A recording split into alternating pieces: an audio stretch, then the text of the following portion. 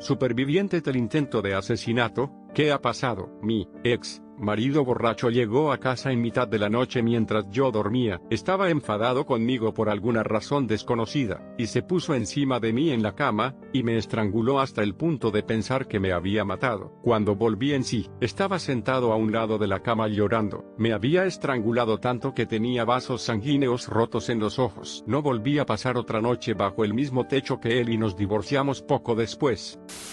No a mí, sino a mi madre. Un hombre entró en su casa justo antes de la hora de comer, y la apuñaló a ella y a su criada varias veces. También siguió golpeando a ambas mientras las apuñalaba. Al final se cansó y se fue. Mi madre se hizo la muerta y, cuando estuvo segura de que estaban solas, comprobó que la asistenta seguía viva. Ambas sobrevivieron al ataque, pero la policía nunca encontró al tipo. El caso es que mi madre conoce al tipo. Verás, ella es dueña de una florería, y tenía 2 personas trabajando para ella. Uno de ellos es un buen chico gay, y ese chico tenía un novio. Fue el novio el que atacó a mi madre, y mi madre me dijo que estaba drogado y buscaba dinero. Parece que su novio no quería darle dinero ese día, así que decidió atacar al empleador de su novio en su lugar. Desde entonces, mi vibrante y extrovertida madre se volvió reclusa y desarrolló varios problemas de salud. Además, siempre está sufriendo, lo que la llevó a depender de los medicamentos para el dolor. Los medicamentos arruinaron sus riñones y su hígado,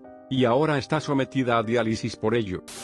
Fui atacada en casa de una amiga por un ex marido. Le cortó el cuello y me rajó la cara con un cúter antes de golpearme en la cabeza con un plato, dejándome inconsciente temporalmente. Luego prendió fuego a la casa con nosotros dentro. Conseguí despertarme y arrastrarla fuera y un vecino llamó a la policía / ambulancia. Le pillaron 2 días después intentando suicidarse en un Ramada Inn. Los 2 lo vivimos, y ahora está cumpliendo cadena perpetua.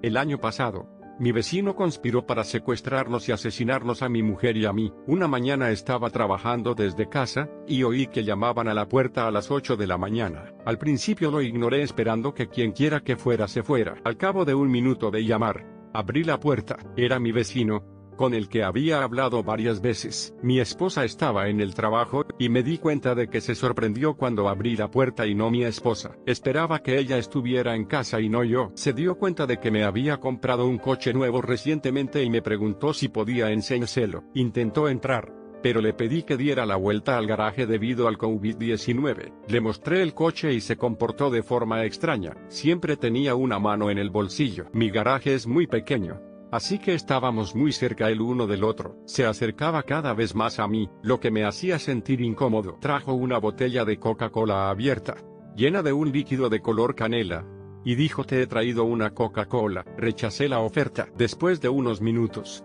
me preguntó si podía ver mi panel de instrumentos. Caminamos hasta el lado del conductor, y me senté en el asiento del conductor para encender el coche y mostrarle el grupo de indicadores. Con la puerta abierta, había muy poco espacio aparte del lado del coche y la pared del garaje. Tras encender el coche, me acercó al cuello un gran cuchillo de caza. Inmediatamente le agarré la muñeca y lo volví a golpear contra la pared. En este momento estamos luchando entre el coche y la pared mientras intento alejar el cuchillo de él. Durante este periodo de 30 segundos, parece un absoluto milagro que no me haya apuñalado. La hoja pasó por mi estómago varias veces. Finalmente pude agarrar el cuchillo y obligarle a salir a la calzada. Inmediatamente después de agarrar el cuchillo empezó a decir: ¿qué estás haciendo? Estaba intentando enseñarte mi cuchillo y actuando como si le hubiera agredido. Estaba en tal estado de shock que empecé a creerle y me pregunté si había exagerado. Sé que esto parece ridículo, pero en ese momento estaba completamente alucinada y no sabía cuáles eran sus intenciones. Me quedé en la entrada, con las manos temblorosas,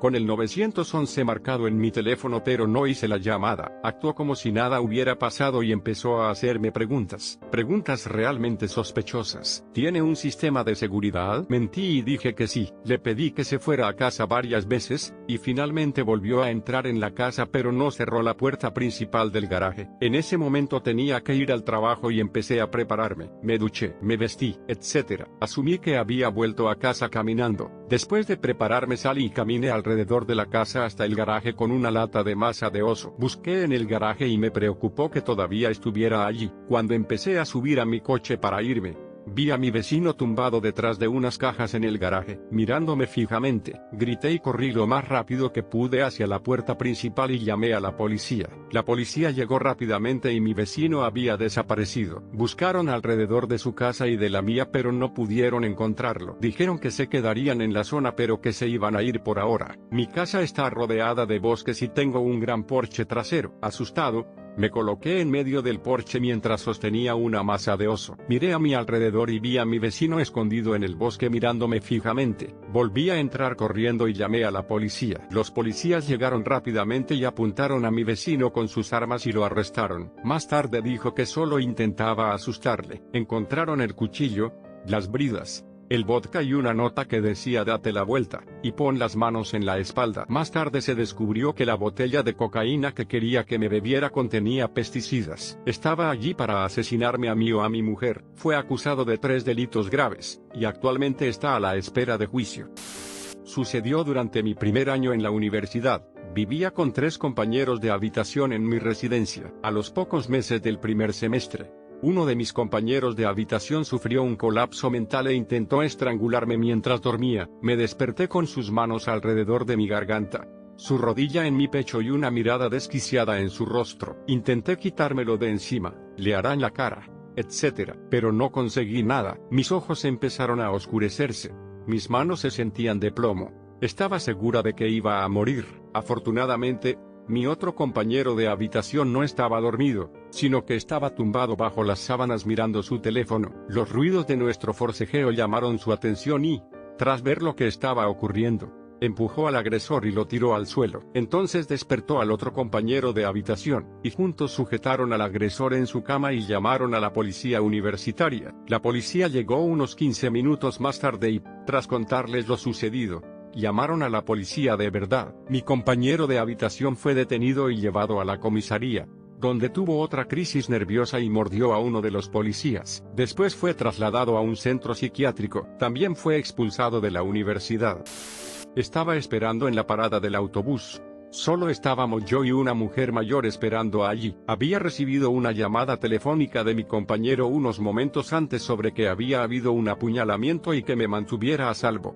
Unos minutos después de esa llamada un hombre cruzó la calle, se acercó a mí y me golpeó en la cabeza con un poste de la valla de madera. Me desmayé, no sé por cuánto tiempo, pero volví en sí, en el suelo, con la cabeza ensangrentada. No recuerdo su cara, pero sé que levanté la vista y dije, ¿qué coño? Una y otra vez. Ahora sé que unos 30 minutos antes de atropellarme este hombre había apuñalado y matado a un joven de 24 años. A menudo pienso que si no me hubiera despertado en ese momento lo más probable es que me hubiera matado. Este tipo lo había hecho antes. Tenía la capacidad de hacerlo. Corrí a través de la carretera, casi siendo atropellado por un coche, y llegué a una farmacia donde su increíble personal me atendió mientras esperábamos una ambulancia. Me disculpé muchas veces por haber manchado el suelo con tanta sangre. Recuerdo haber encontrado mi cartera y mi teléfono en mis bolsillos. Darme cuenta de que este tipo hizo lo que hizo únicamente para hacerme daño me hizo romper a llorar. Conseguí llegar al hospital. Di una declaración de 12 páginas a la policía. Se llevaron mi ropa como prueba. Mi camiseta favorita del Club Valor que estaba cubierta de mi sangre. Todavía me da rabia habérmela puesto ese día. Me dieron 7 puntos de sutura en la cabeza. Me desmayé cuando me los dieron. Mi familia pasó de contrabando unos McDonald's y pedí unos auriculares porque sabía que no iba a dormir esa noche. Creo que escuché como 5 podcasts de Giant Bomb esa noche. Lo siento, esto es solo lo que recuerdo. Fue una larga recuperación. Muchos momentos difíciles. Realmente sacude tu confianza en los extraños cuando uno trata de matarte sin ser provocado. 2 años después hubo un juicio en el que lo enviaron a una prisión mental. Fue una larga semana. Mientras estaba allí conocí a la madre del hombre que había matado. Ella lloró durante todo el día. Cuando la conocí me quedé completamente congelado. No pude decir nada. Es lo más difícil que he hecho. Aunque no hice nada.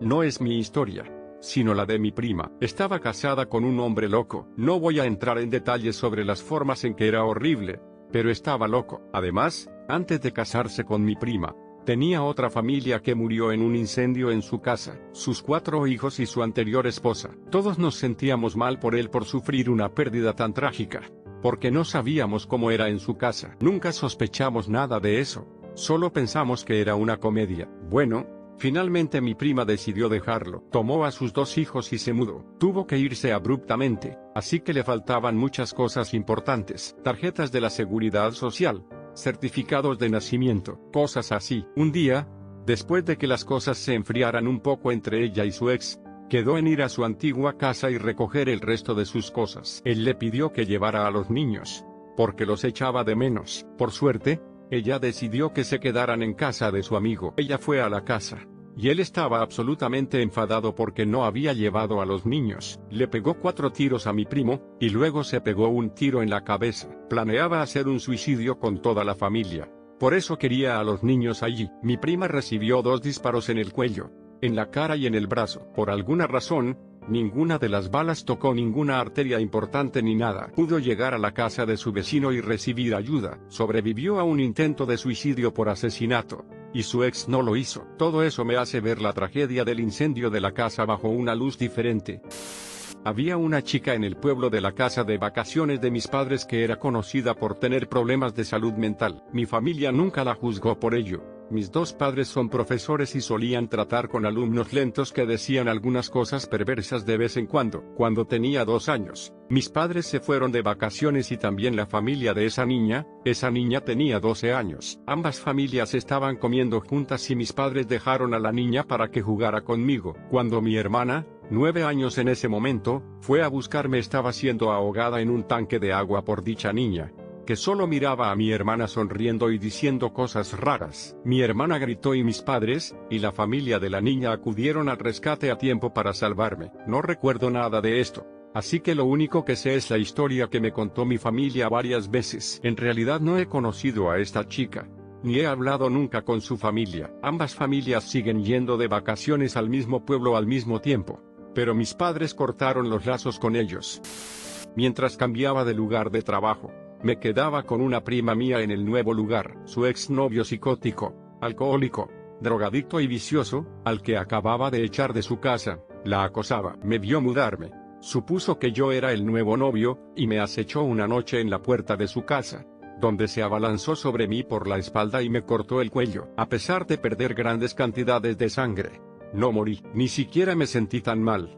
Así que mientras él intentaba entrar en su casa, presumiblemente para matarla también, cogí un bate de béisbol del maletero de mi coche, y le golpeé hasta que me desmayé. Cuando me desperté no pensaba con mucha claridad, así que entré, me limpié y me dirigí al hospital. Mi prima ni siquiera estaba en casa en ese momento, ya que se había ido a la ciudad con su madre para ver un espectáculo e ir de compras. Mi agresor y yo acabamos en la misma UCI. Le había dejado tetrapléjico. Hubo que lidiar con una gran cantidad de problemas legales, civiles y penales, pero al final fui absuelta de cualquier delito, y él fue puesto en libertad condicional durante 10 años. Como ya no era capaz ni de cepillarse los dientes, su abogado, proporcionado por su rica familia, convenció al juez y al fiscal de que ya no era una amenaza para nadie, y que el Estado se ahorraría la carga de proporcionarle los cuidados que necesitaba durante todo el día si no se le enviaba a la cárcel. Me quedé con una deuda enorme que tardé muchos años en pagar. Le demandé por las lesiones que sufrí, pero a pesar de ser un niño con un fondo fiduciario de una familia rica, él mismo era indigente. Se había gastado su fondo fiduciario en drogas,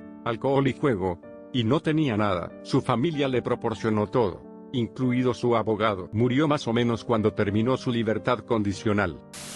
No a mí, sino a una chica con la que fui al colegio. Su tío trastornado entró en su casa vestido de conductor de FedEx mientras sus padres hacían recados. La madre y el padre llegaron a casa, y trataron de arrebatarle el arma antes de que ella y el marido fueran asesinados a tiros. A continuación, hizo que los 5 niños se tumbaran en el suelo mientras les disparaba uno a uno. La bala destinada a mi amiga le rozó la mano y la cabeza y se hizo la muerta. Fue la única superviviente. Volvió al colegio al año siguiente, pero la gente era horrible. Hubo rumores desagradables sobre cómo se lo había inventado, cómo lo había fingido, cómo era su culpa, etc. Ahora está comprometida y en la universidad. Es una de las personas más fuertes que conozco y un encanto. La gente es horrible. Estaba en una fiesta y estaba hablando con un chico. Mi exnovio lo vio. Estaba llorando y me atrajo a una habitación donde cerró la puerta con llave, Procedió a golpearme y luego intentó estrangularme. Yo gritaba por mi vida, pero nadie podía oírme por encima de la música de la fiesta. Mientras tanto, otro amigo buscaba su abrigo con sus cigarrillos. Resulta que estaba en la habitación en la que estábamos. Se dio cuenta de que la puerta estaba cerrada, y pidió al dueño de la casa que le diera la llave de la habitación. Cuando consiguieron abrir la puerta, me encontraron estrangulada por mi ex, pero pudieron quitármelo de encima a tiempo. Siempre agradezco a mis estrellas de la suerte que ese amigo necesitara un cigarrillo cuando lo hizo, probablemente me salvó la vida. Mi padre intentó estrangularme hasta la muerte. Me defendí de él y le di una paliza. Fue la última vez que me puso las manos encima, pero los otros abusos continuaron. Murió hace 12 años de cáncer. Luché contra el estrés postraumático y el alcoholismo hasta que murió. Me puse sobria y no he vuelto a beber desde que murió. Veo a un terapeuta y tomo medicación. Voy a y ahora trabajo con adictos y personas maltratadas. También he decidido no tener hijos. No tengo ningún deseo de arruinar a un ser humano, y tengo demasiado miedo de hacerlo si tengo un hijo. Mi madre, que también era una maltratadora, murió hace 3 años de un ataque de calor. ¿Qué hice? Sobreviví a ellos. Nunca me rendí. Crecí y me curé y ahora ayudo a otros supervivientes. Pues bien, hace años y años, cuando estaba en la escuela primaria, llegó un nuevo alumno, y fui designado esencialmente su amigo. Avancemos unos meses y tengo la única cita de juego que he tenido con él, durante la cual intentó lanzarme dardos, de los que perforan la pared, a la cabeza, y unos minutos después me persigue gritando con una rama sorprendentemente grande. A su madre no le importó, aunque llamó, con inquietante calma, a mi madre cuando le pedí que se fuera. Unos días más tarde, le expulsan de la clase y ya no se le permite acercarse a mí porque la profesora le pilló escribiendo una carta en la que detallaba todas las formas en que planeaba torturarme y, finalmente, ejecutarme. Cuando la escuela trató de hacerle un examen, su madre lo sacó y lo envió a una escuela privada. También me amenazó con atarme en el bosque, unos árboles junto a un aparcamiento, cerca del colegio y volver por la noche con un cuchillo. Es más una situación de amenaza constante de asesinato que un intento real de asesinato concertado. Además del asunto de la cita para jugar, de alguna manera, no me afectó especialmente todo ese fiasco. Honestamente estaba en algún lugar en el reino de la perplejidad, aunque cuando me lo recordaron un par de años después, admito que pasé algunas noches sin dormir, y posiblemente una visión alucinada de él arrastrándose por el techo, pero se me pasó muy pronto. Bueno, eso es todo, supongo.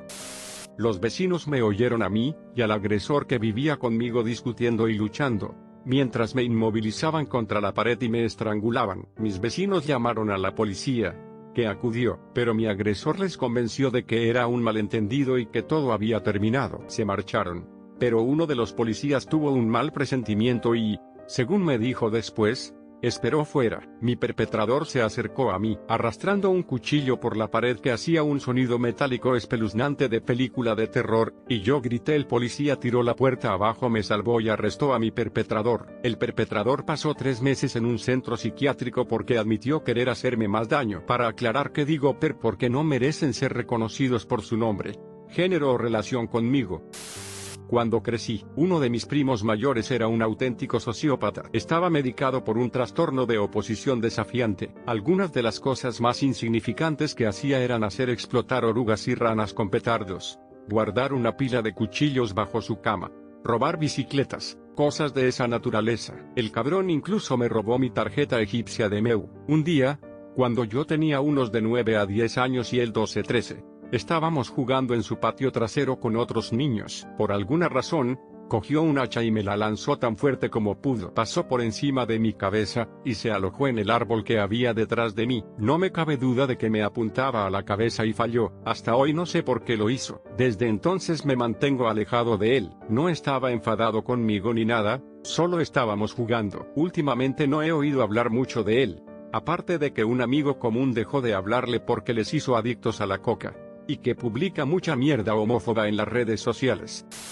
A principios de octubre, mi marido estaba intentando comprar una PS5 en Letgo. Quería asegurarse de que realmente funcionaba, así que le dio al tipo nuestra dirección. Le dije una docena de veces que le iban a robar. Aún así hizo venir al chico. En cuanto llegó, sacó una pistola, Cogió el dinero y disparó 2 veces. Uno le dio a mi marido en el abdomen. El segundo atravesó las escaleras detrás de él, y recorrió 30-40 pies hasta la cocina. Oí la conmoción y corrí escaleras abajo y lo perseguí fuera de la casa. Llegamos a la puerta principal y volvió a sacar su pistola y me disparó. No me dio en la cabeza por menos de 5 centímetros. Lo atraparon y está acusado como adulto, 16 años, de 2 cargos de intento de asesinato y otros cargos.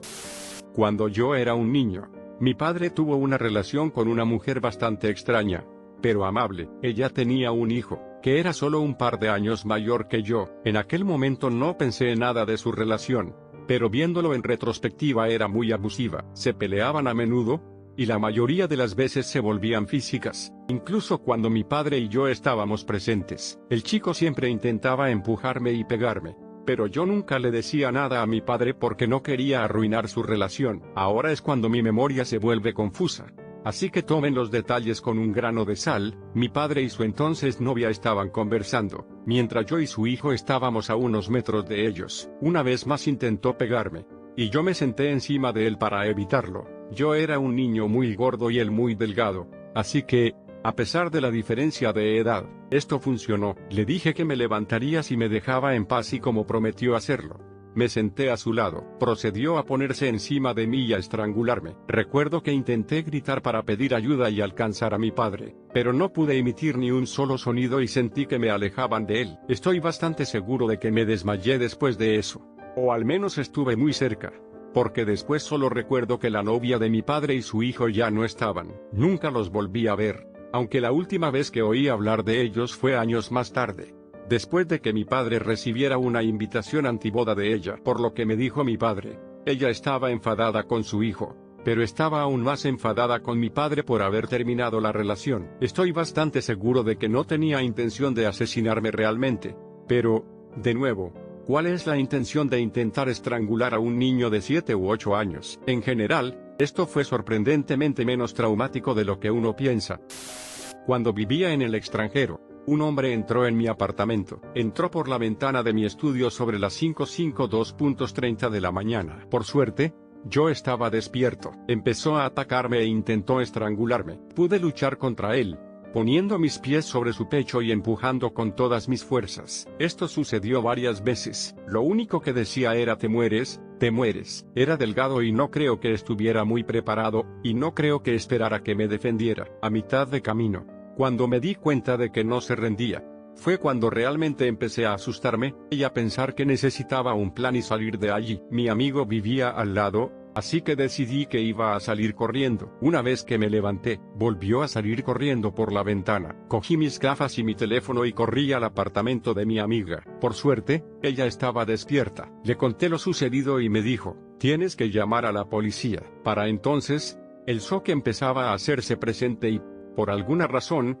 mi cerebro me decía, "Estoy bien, así que no ha pasado nada". Ella seguía reiterando que tenía que llamar a la policía. Decidí llamar a una de mis compañeras de trabajo que hablaba muy bien inglés y preguntarle. Esta compañera de trabajo estaba horrorizada por lo sucedido e inmediatamente dijo que iba a llamar a la policía por mí y que me volviera a llamar. Cuando llegó la policía, ella hizo de traductora para contarles lo sucedido.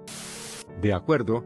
Esto se leerá como si estuviera súper confiado y manejara una situación excepcionalmente bien, pero en realidad la manejé increíblemente mal, y la forma en que resultó es pura suerte. Estaba en un club con una chica que creo que se llamaba Caroline y, como no estoy seguro y fue hace 28 años, me referiré a ella como Caroline. Todo iba bien, excepto que yo estaba muy borracho, y cuando salimos a pasar un rato juntos me senté en un banco y vomité. Ella se sentó conmigo un rato y quiso acompañarme a casa, pero yo no llevo bien los vómitos, y era su noche, con muchos de sus amigos en el club, así que insistí en que volviera a entrar y me fui solo a casa. Cuando nos separamos, un hombre salió de las sombras con un cuchillo, el tipo de cuchillo que no tiene ningún uso real aparte de apuñalar a la gente. Resulta que el Club Browns tenía una noche gay un jueves y él quería asesinar a un homosexual. Eran los primeros años de la década de los 90, y el queerbashing era todavía una cosa. De todos modos, fue muy claro al esbozar su plan,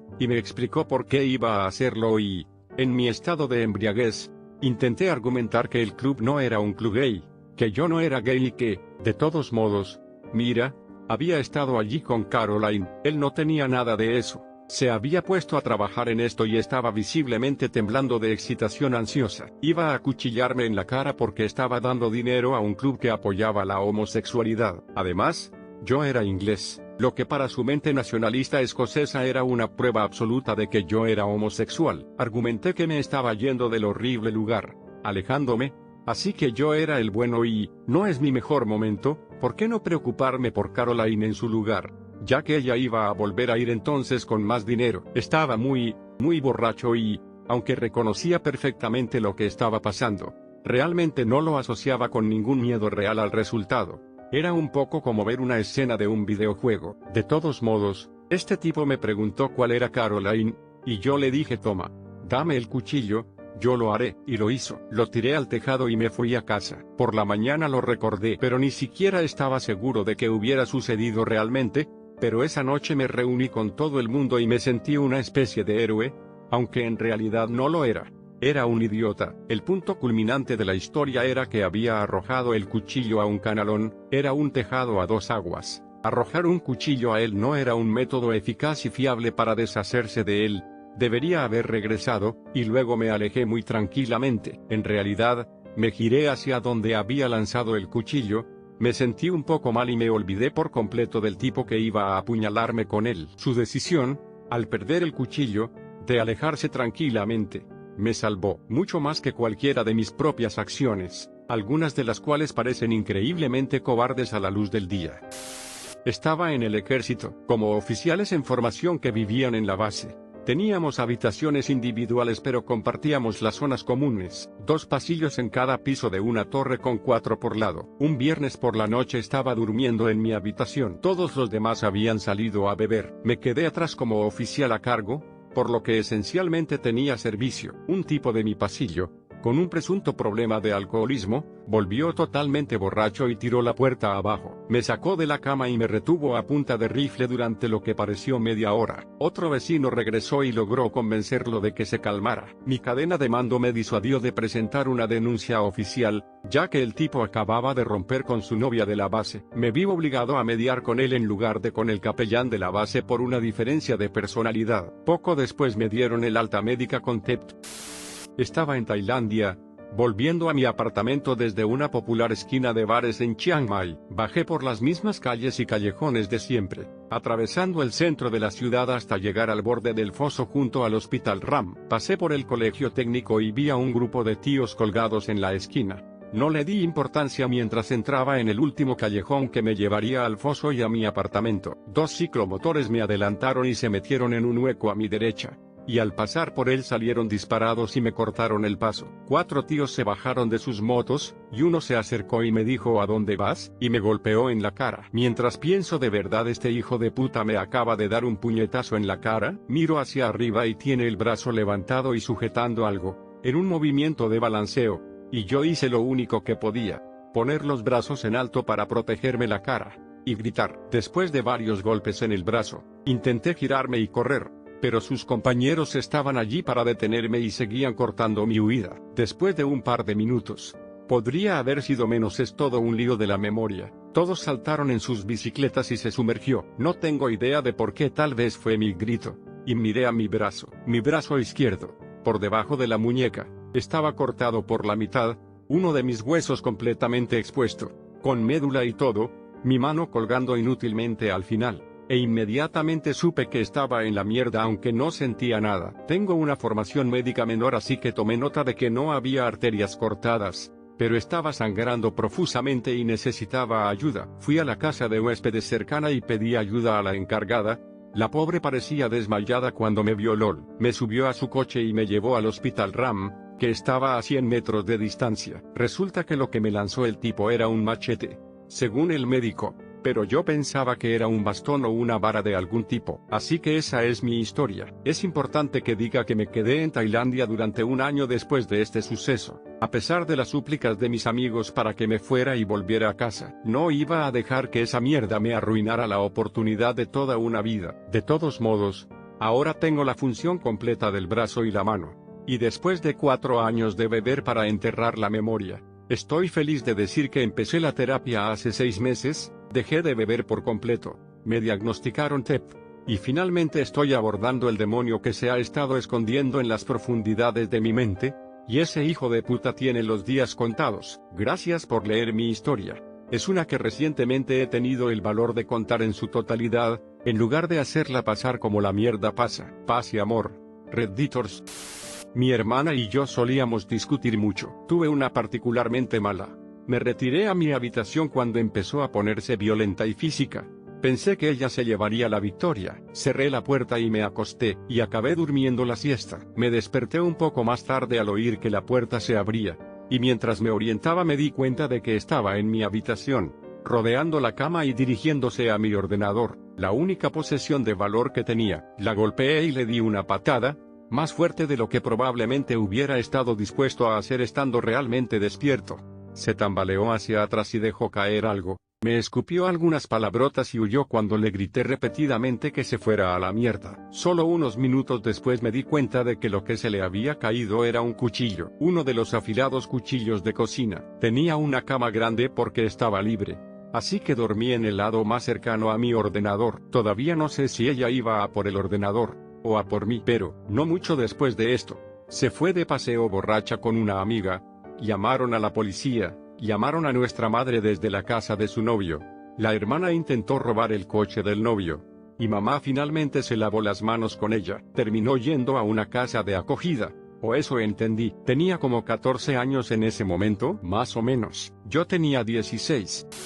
En 1998 iba caminando con dos amigos a la tienda de la esquina después del colegio. Tras salir con el brazo lleno de bocadillos y caramelos nos disponíamos a cruzar la calle. Lo siguiente que recuerdo es que me desperté en el hospital. Me enteré de que me había atropellado un camión Mack cargado que iba a 50 kilómetros por hora. Los niños que estaban conmigo dijeron a la policía que corrí hacia la carretera.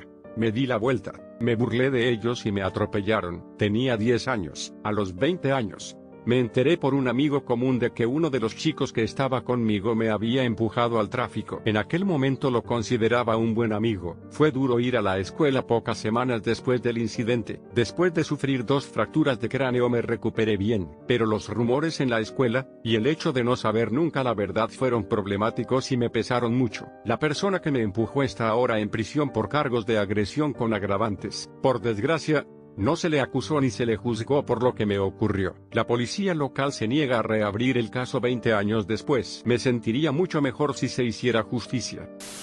Yo soy un tipo mayor y este joven, hijo de uno de mis amigos, estaba de capa caída. No podía encontrar un trabajo estable. Iba de un trabajo a otro, etc. Siempre fue un poco raro pero tranquilo, y le invité a quedarse conmigo sin pagar el alquiler si no le importaba ocuparse de las cosas de la casa, cortar el césped, ayudar a preparar la comida, mantenimiento menor, cosas así. Me estoy haciendo demasiado viejo y mi casa es demasiado grande. Aceptó y las cosas fueron bien durante un tiempo. Desarrollamos una buena relación, jugábamos al ajedrez todas las noches, comíamos juntos. Yo intentaba ayudarle con las entrevistas de trabajo, y él cumplía su parte del trato con las tareas domésticas. Yo desarrollé una catarata bastante grave en un ojo y era evidente que le molestaba. Lo miraba fijamente y su cara se quedaba en blanco. Siempre fue un poco raro, pero algo cambió en su comportamiento. Le pillé asomando la cabeza en mi habitación por la noche cuando creía que yo estaba durmiendo. Dejó de comer conmigo y se retiró a su habitación. Después de una semana,